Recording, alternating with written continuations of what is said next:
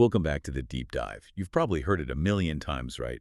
Leave your feelings at the door, be professional. Yeah, and so we spend all this energy trying to, suppress frustration or anxiety. We think it makes us more efficient. But the science says the opposite. It really does. Behavioral science shows that this effort, just trying to hold it all together, is maybe the single most expensive psychological cost there is. Because emotions aren't distractions. Exactly. They are biological signals, they're intelligence. And ignoring them, well, it costs your brain a whole lot of energy. So that's our mission today. Yeah. To show you how to flip that script, how to actually use those signals to make better decisions and get a lot more efficient. It all starts with understanding cognitive bandwidth. Right. When you try to suppress an emotion, you're using active, constant willpower. It's like that classic analogy of trying to push a beach ball underwater. Yeah. You can't look away for a second. Not for a second. Yeah. It requires this relentless effort.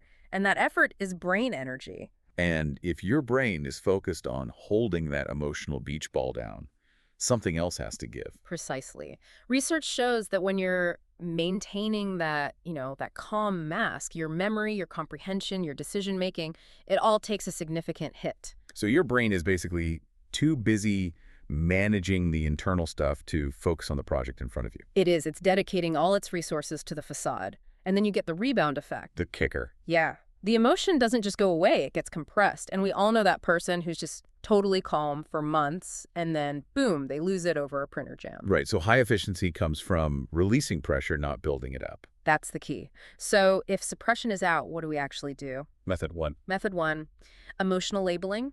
This is a really cool scientific shortcut to getting calm. Okay, so let's get into the neuroscience. How does that work in the brain? It starts in the amygdala. That's kind of the brain's alarm bell, right? Yeah. It generates anxiety, fear. The goal is to calm it down, but not with force. Mm-hmm. Through precise naming, it's not enough to just say, I feel bad. You have to define the signal. Like, I feel neglected because my input was overlooked. Perfect. Or I feel anxious because of this budget freeze. That kind of precision.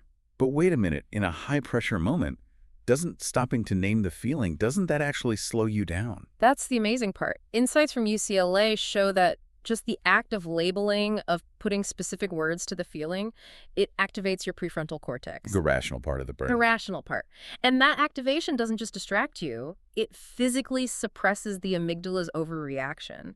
It is so much faster than trying to strong-arm the feeling away. Okay, so that's the micro-action.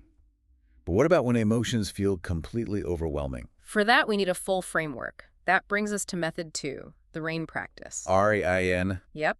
It's your step-by-step guide to move from being a victim of the emotion to being its observer. So R is for recognize. Just noticing it's there. Simply noticing. Oh, I'm feeling really irritated right now. No judgment. Which leads right into A for allow.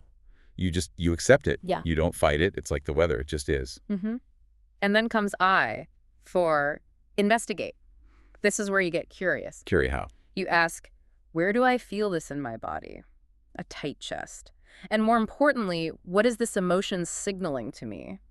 Has a boundary been crossed? Is a value being challenged?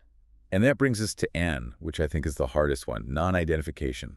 It can be tricky, but it's this fundamental shift. It's the realization that you have an emotion, but you are not the emotion. You're the sky. The emotion's just the cloud passing through. You are the sky. That's the whole point. It lets you get back to rational thinking so much faster. So let's wrap this up for you. Takeaway 1. Suppression is just high energy and efficiency, a total trap. Then, use precise labeling to quickly define what you're feeling and calm your brain down. And when things feel like too much, use RAIN to treat your feelings like actionable intelligence, not your commanders. And we'll leave you with this thought to chew on. Real, sustainable progress doesn't come from the absence of emotion. That's impossible. It comes from the ability to manage it well. Use your feelings. Don't fight them.